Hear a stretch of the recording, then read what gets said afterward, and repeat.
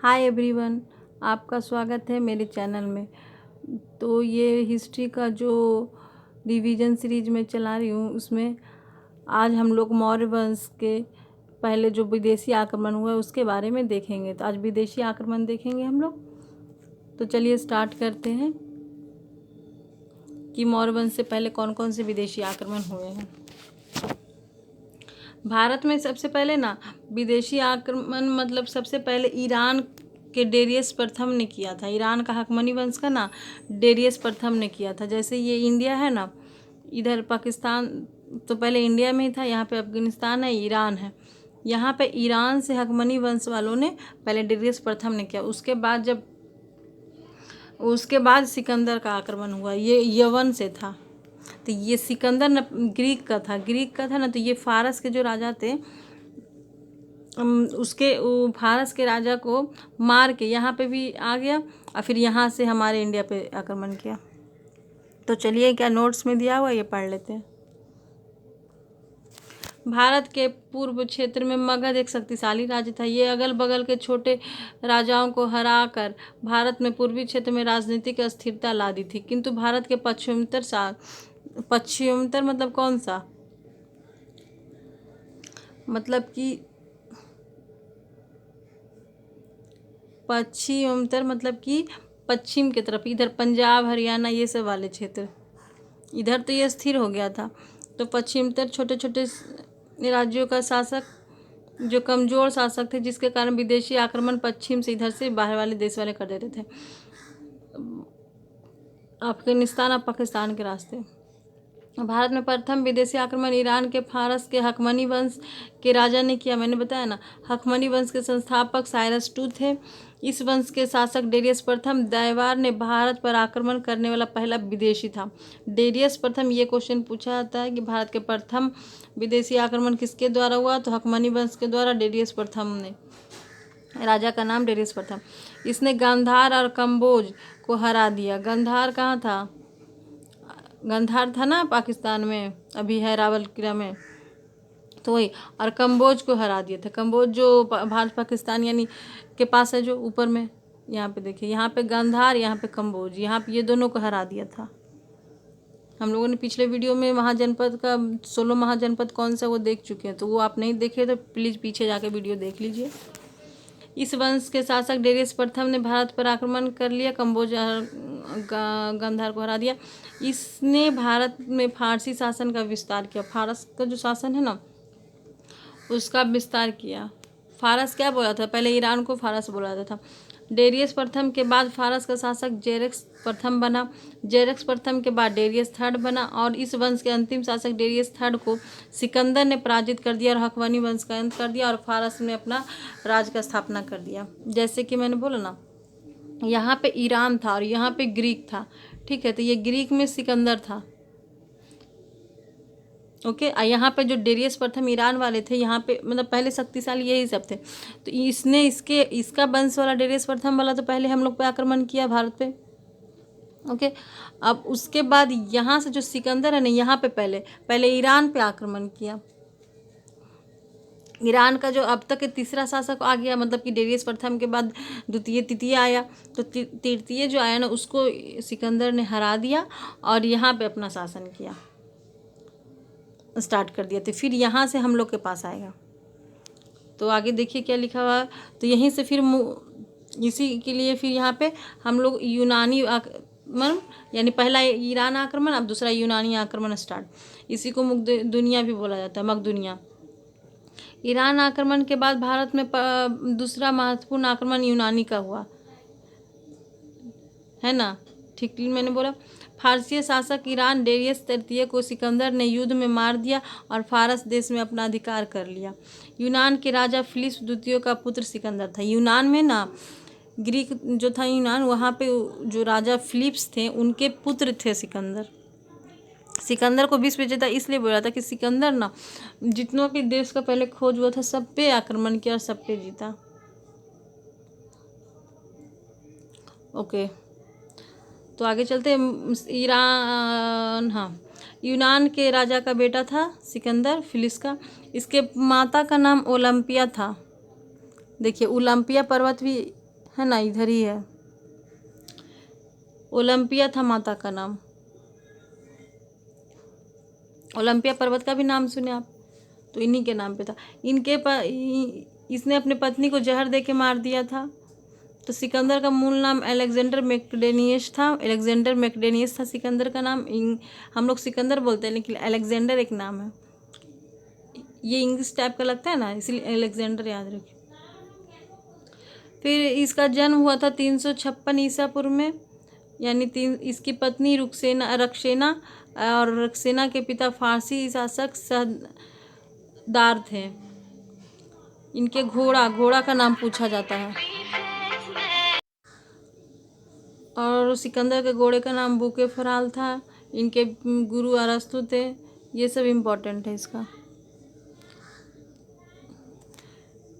पत्नी रुक्सेना थी, बुकेफराल घोड़ा का नाम, और अरस्तु गुरु का नाम। अरस्तु के गुरु प्लूटो थे, जिनको अफलातून कहा जाता था। यानी देखिए, इन लोगों का गुरु का नाम इम्पोर्टेंट है। तो देखिए, सिकंदर नीचे में रहेगा, इसके गुरु अरस्तु, और इनके गुरु प्लूटो थे। प्लूटो गुरु सुकरात, फिर इनके गुरु सुकरात, जिन्हें जहर का प्याला देकर मार दिया गया था। भारत में सिकंदर का सबसे पहला सामना तक्षशिला के राजकुमार अभिवक से हुआ राजा अभिवक से सिकंदर की अधिकता स्वीकार कर लिया, और राजधानी गंधार की राजधानी तक्षशिला थी। अच्छा, ये बोला जा रहा है कि तक्षशिला तो पहले भारत में ही था, जो अभी पाकिस्तान में स्थित है। तो देखिए, पहले ईरान से इधर से आएगा, तो पहले तो इधर ही ना आएगा, सबसे पहले यहाँ पे आक्रमण करते हुए अंदर घुसेगा ऐसे से। तो यही यहाँ पे जो तक्षशिला के राजा थे अभिभावक, उन पे आक्रमण किया, तो इनसे वो जीत गया सिकंदर। तो यहाँ पे अपना सत्ता बना लिया फिर, और इसको अपने में मिला दिया। ओके, 328 में सिकंदर ने ईरान और अफगानिस्तान पर विजय प्राप्त कर लिया। मतलब 328 आते आते, ये देखिए 356 में उसने जन्म लिया, और 28 आते आते कितने कम उम्र में, 28 साल की उम्र में ही उसने यहाँ पूरा उधर ईरान को भी कब्जा कर लिया, फिर अफगानिस्तान पे भी पूरा कब्जा कर लिया 28 साल की उम्र में। सिकंदर बहुत कम ही उम्र में मर गया था, लेकिन उतनी ही उम्र में विश्व विजेता बन गया। पंजाब के राजा पोरस और सिकंदर के बीच झेलम नदी तट पर युद्ध हुआ। पंजाब का राजा उस टाइम पोरस था। पोरस की भी कहानी बहुत फेमस है। ये पोरस जो था ना, पंजाब यहाँ है ना, जैसे यहाँ पे पंजाब है, तो यहाँ तो अफगानिस्तान गंधार था, यहाँ पे तो उसने आक्रमण कर ही लिया जी, ठीक है। तो फिर यहाँ से जैसे यहाँ पे आया, यहाँ पे नदी सब है ना, सिंधु नदी का पूरा तंत्र, सिंधु नदी तंत्र, ये आप ज्योग्राफी में पढ़ेंगे। तो यहाँ पे से झेलम नदी आया, तो यहाँ पे जो झेलम नदी है ना, उसको पार के सिकंदर आ रहा था, यहाँ से पोरस, दोनों में लड़ाई हुआ, इसमें पोरस हार गए।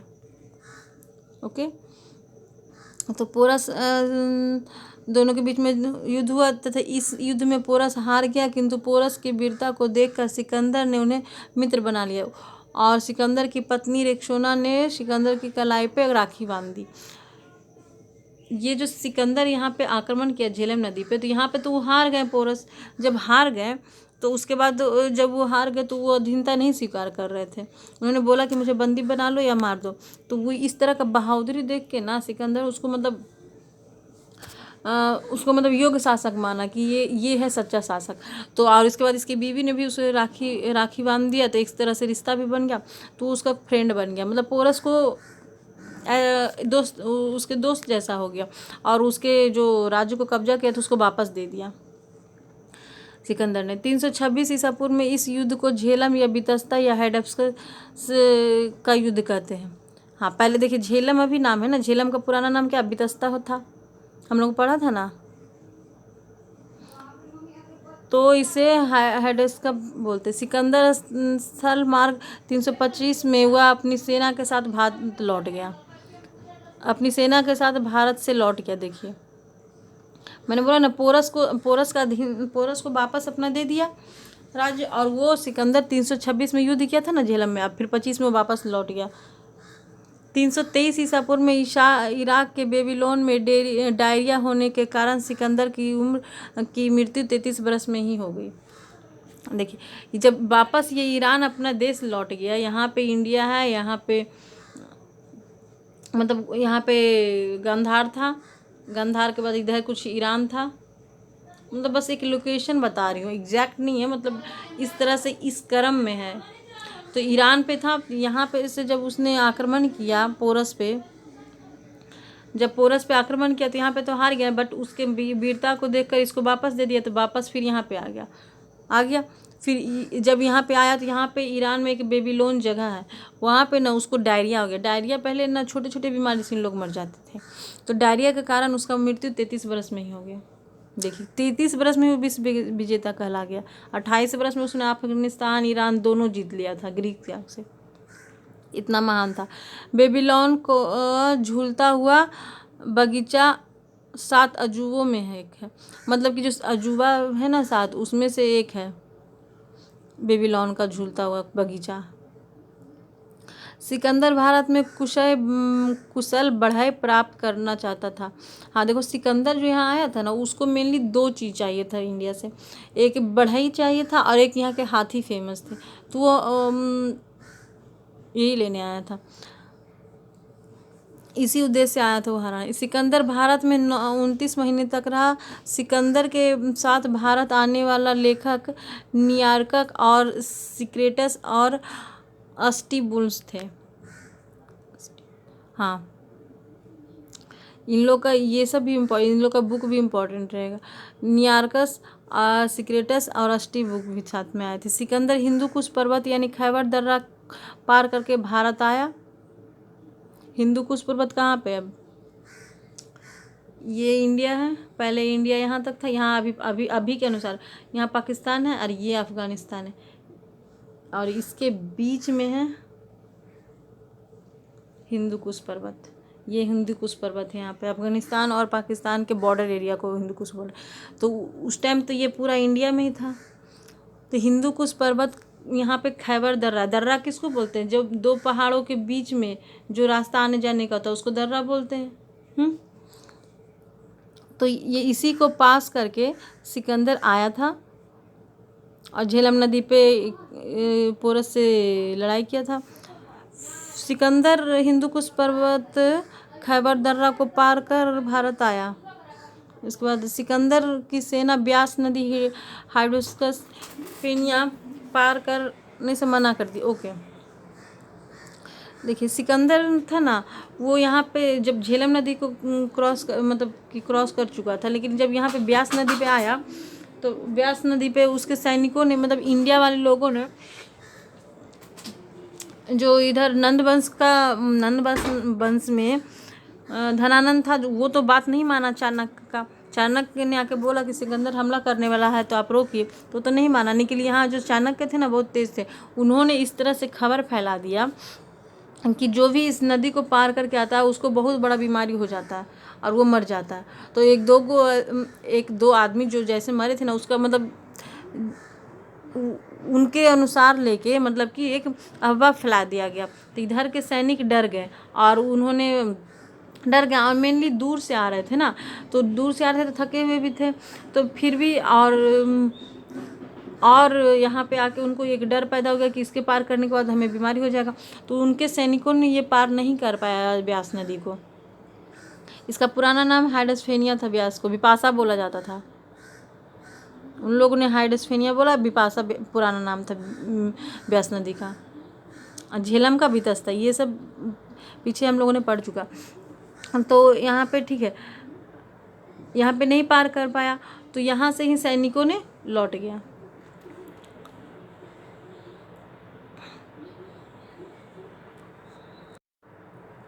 और एक कारण और था, यहाँ पे जो ब्यास नदी का ना पानी बहुत उफान पे था, तो जो उसका जो सैनिक सब था ना, वो पार करने के लिए भी और डर गया, मतलब 2 रीजन हो गया, तो उन्होंने मना कर दिया।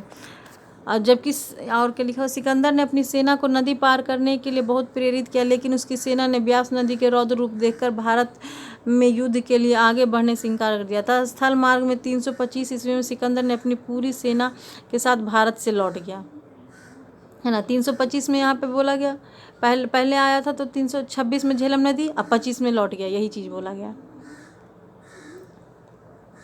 सिकंदर का थल सेना के सेनापति सेल्यूकस निकेटर था, जो सेनापति इसका सेल्यूकस निकेटर था, जबकि जल सेनापति नियारकस था। थल मतलब क्या होता है कि भूमि, और जल मतलब जल, नेवी, तो अभी नेवी इसको बोला था। थल सेना का जो सेल्यूकस निकेटर था और जल सेना का नियारकस था, 2 था, ये याद रखना है। सिकंदर अपने घोड़ा उसका बुकोफिराल घोड़ा का नाम था, बहुत ही फेमस था, जिसके नाम पर उसने झेलम नदी के तट के एक नगर भी बसाया। सॉरी सिकंदर का मकबरा बेबीलोन में है। क्यों? बेबीलोन में वो रहता था तो बेबीलोन में मृत्यु हुआ तो वहाँ पर मकबरा बना। सिकंदर का पुत्र चतुर्थ सिकंदर, जो पत्नी रुकसेना का पुत्र था, जो उसकी पत्नी थी ना रुकसेना, उसने तो 2-3 बहुत सारे शादियाँ की थी, एक बीवी को मार दिया जहर देके, लेकिन जब रुकसेना से शादी किया तो उससे जो पुत्र हुआ वो चतुर्थ पुत्र था। सिकंदर लड़ाई में खुद सेना से आगे होकर लड़ता था, जिसने सेना का मनोबल बढ़ जाता था। मतलब जब राजा आगे रहेगा तो ऑफकोर्स पीछे वाला सेना का हाई रहेगा।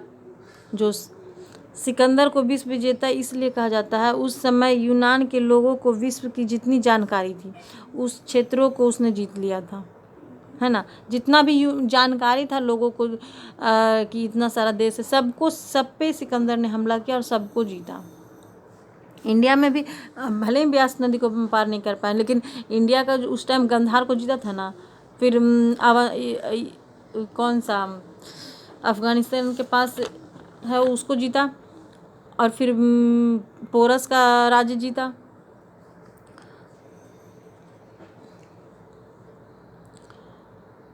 सिकंदर पूरी दुनिया पर 60% भाग को जीत लिया था। उस टाइम 60% ही भाग पहले लोग जानते थे, तो उसको पूरा जीत लिया। सिकंदर ने एशिया माइनर यानी तुर्की, सीरिया, मिस्र, इराक, ईरान, सिंध, गांधार, कंबोज जीत लिया। इतना सारा पूरा जीत लिया।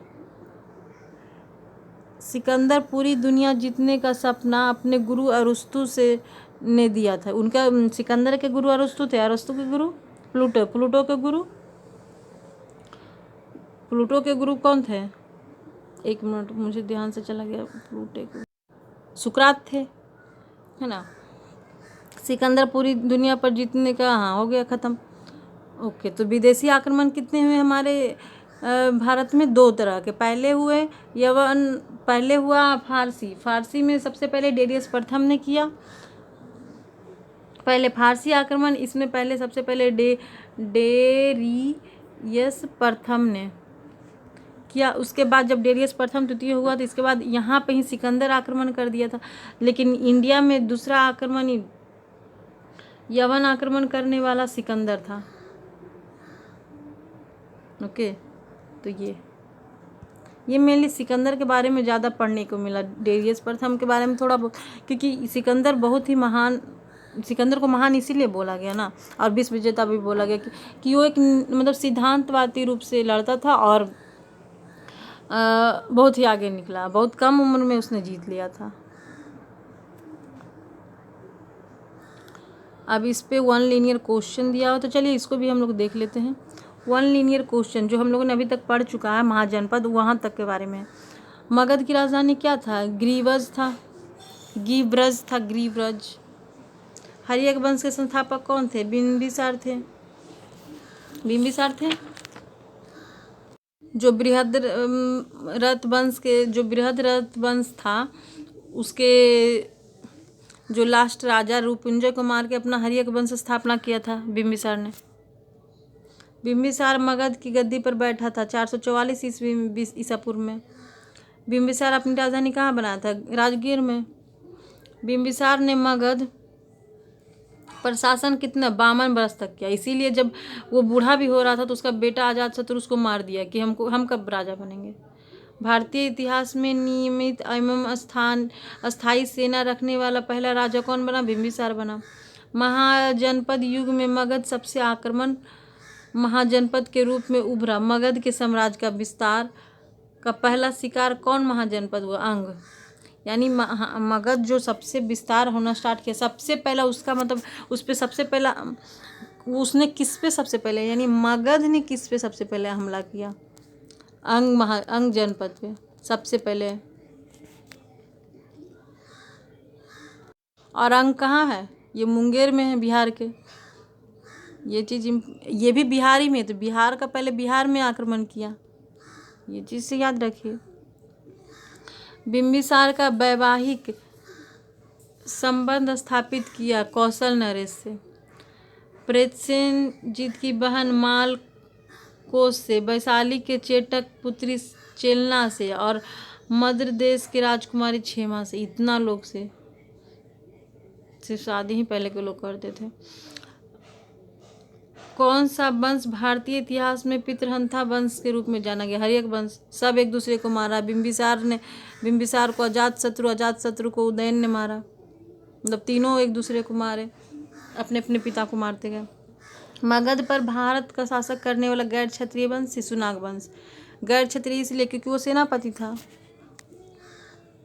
उसने अपना वंश स्टार्ट किया। महाजनपद में किस महाजनपद की राजधानी का नाम मगध, अच्छा गिरिव्रज था मगध का। ये फर्स्ट क्वेश्चन भी हम लोग लिनियर में देखा। ओके। मगध की राजधानी राजगीर से पाटलिपुत्र किस शासक द्वारा स्थानांतरित किया? अजातशत्रु ही ना राजगीर से पाटलिपुत्र। क्या राजगीर का क्या किया था? किलाबंदी करवाया था शत्रुओं से बचने के लिए। अजातशत्रु का उपनाम क्या था? कुर्निक। 461 ईस्वी पूर्व अपने पिता की हत्या कर मगध के गद्दी पे कौन बैठा? उदयन बैठा 461 में। उसके पहले कौन था? अजातशत्रु को मारा था वो। अजातशत्रु ने बिंबिसार को मारा था उसके पहले। पाटलिपुत्र का स्थापना किसने किया? उदयन ने। पाटली ग्राम का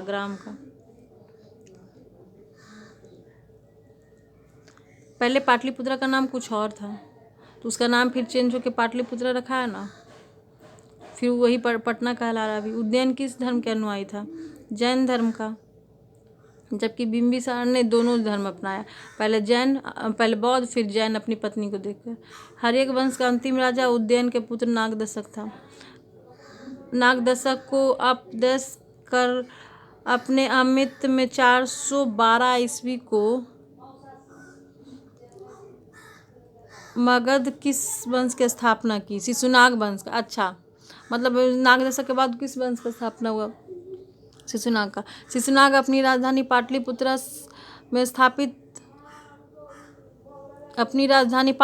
से कहाँ ट्रांसफर किया? वैशाली किया था शिशुनाग ने।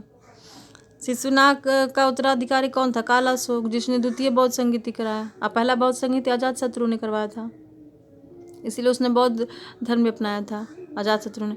शिशुनाग का अंतिम राजा कौन था? नंदी वर्मन था। इसको मार के फिर नंद वंश आ गया, नंदी से नंद वंश उसके बाद आया। नंद वंश का संस्थापक महापद्मानंद था। नंद वंश का अंतिम शासक धनानंद था। इसमें दो ही इम्पोर्टेंट राजा है, धनानंद और महापद्मानंद नंद वंश में। धनानंद के समकालीन कौन थे? सिकंदर, जिसने आक्रमण किया था इंडिया पे। मेगास्थनीज, अब देखिए मेगास्थनीज चंद्रगुप्त मौर्य के दरबार में कितने वर्ष तक रहा? 6 वर्ष तक। ये आगे पढ़ना है, मौर्य वंश पढ़ेंगे तो। फिर बिंदुसार के लिए यूनानिक स्रोत में कौन सा नाम आया है? बिंदुसार के लिए, बिंदुसार और बिंबिसार में अंतर समझिए। बिंदुसार है ना, ये चंद्रगुप्त मौर्य का बेटा है, और बिंदुसार मौर्य का बेटा। और बिंबिसार, जब बीम लग जाएगा तो ये हर्यक वंश का संस्थापक है। ये देखिए नाम दोनों सिमिलर टाइप का। तो अमित्रोकेटस। मगध साम्राज्य का अंतिम विस्तार कलिंग विजय रूप में था तथा इसका शुरुआत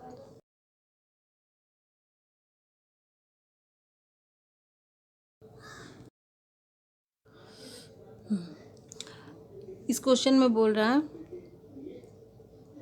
जो मगध साम्राज्य के अंतिम विस्तार कलिंग विजय के रूप में इसकी शुरुआत किस विजय से हुई, मतलब किस मगध वाला जो स्टार्ट किया कहाँ से आक्रमण करके स्टार्ट किया था। अंग था ना, दोनों बिहार में, ये मुंगेर में है, तो अंग विजय से, यही है।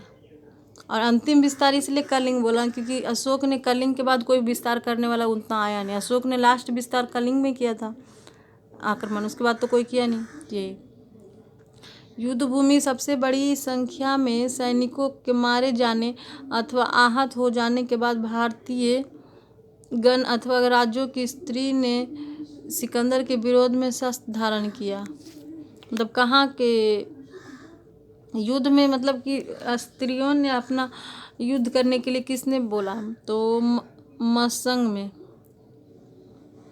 मगध में कौन सा राजा सिकंदर महान के समकालीन? धनानंद। सिकंदर के हमले के समय उत्तर भारत में राजवंशों में किस एक का शासन था? नंद वंश का। सिकंदर का हमला का टाइम नंद वंश था। नंद वंश वाला जो वहाँ पर ये धनानंद था, इसने क्या अचानक जब आए बोलने तो उनको बेइज्जती करके भेजा दिया। इसी के बाद उन्होंने बदला लेने के लिए अपने शिष्य चंद्रगुप्त मौर्य को खड़ा किया राजा के रूप में। वह वीर भारतीय राजा का नाम बता जिसने सिकंदर ने झेलम नदी के तट पर है। पौरुष नाम था। झेलम नदी कोई पहले नाम बितेस्ता था। ब्यास नदी का पूरा नाम बिपाशा और हाइडस्फेनिया इन लोगों ने, सिकंदर वाले लोगों ने बोलते थे। ओके, तो देखिए शायद वन लिनियर ख़त्म हो गया है। इसके बाद मौर्य वंश है, तो मौर्य वंश में अच्छा है, बहुत लंबा है।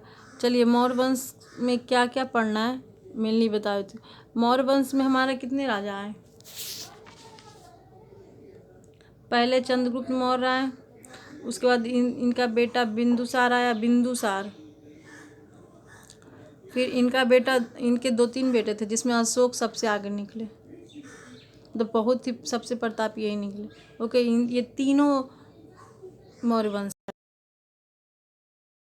चलिए फ्रेंड्स, ठीक है, आज मेरा मोबाइल गड़बड़ा रहा है।